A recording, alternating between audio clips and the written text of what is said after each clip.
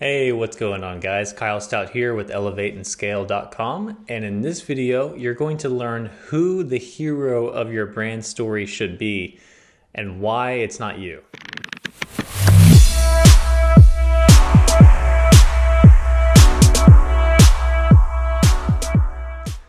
Okay, so before we get started, I want to give credit to Donald Miller, the author of Building a Story Brand, because to my knowledge, he is the one who really put this idea out there about positioning the hero of your brand story. So I just want to give credit there because this is one of the most important.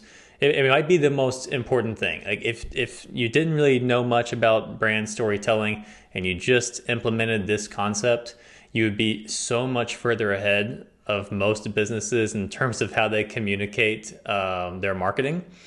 That it's not that the other stuff doesn't matter. It's just that this is one of those things that it's 80-20 rule. It really gets you there. So if you can't tell by what I said in the intro, the hero of the story needs to be your ideal customers, not you. You don't want to position your company as the hero of your brand story, which is completely opposite of what most people think.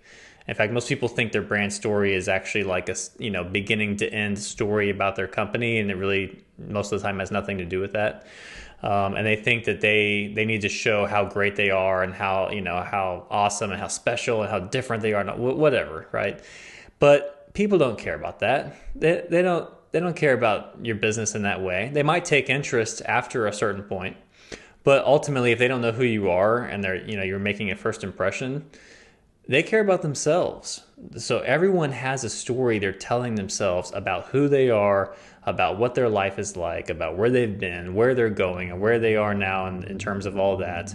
And they want to make their story better. They're investing in your product or service to make their story better. They're not going to become a customer of your business so that they can add to your story and make your business better and give you a great review and testimonial or whatever that's going to make you look awesome. No, they want to experience a change in their life, and they want to have their personal story of their life get better through the experience or the service fulfillment or whatever it is that they get from your business. So simply changing the messaging around to going from all about us, and this is why we're so special, to these are our customers, this is why they're awesome, these are the problems they're dealing with, and these are the solutions that we provide for them, or these are the things we help them overcome.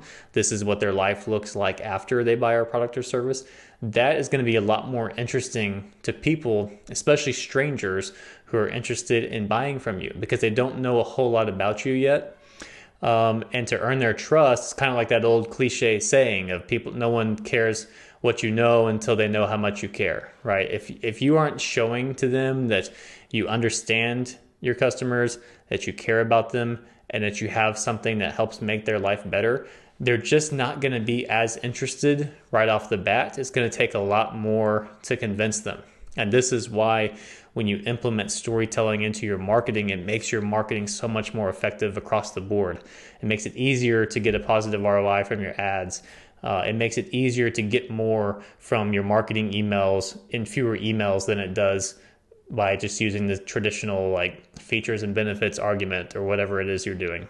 So that is, in a nutshell, the hero of your brand story. That's the thinking, and that's how you want to position it. So if you want to learn more about how to actually, so that's one piece, but how do you put this all together? What are the elements of a brand story? How do you actually craft this in a way that's going to be interesting and that shows that you do know, like, and understand your customers? Then I have a free guide linked below for the growth branding checklist, which is really just our methodology for creating brand storytelling and for getting it actually executed. So in this checklist, you get all that information, but you also get a checklist that lets you look at your marketing and see, okay, are we communicating effectively? Are we using storytelling or not? And even more important than that, are you doing anything with your messaging? So are you putting that into action? And it gives you the most basic ingredients you need to take your brand story and to actually put it into use to turn random strangers into customers. So check that out, and I'll see you in the next video.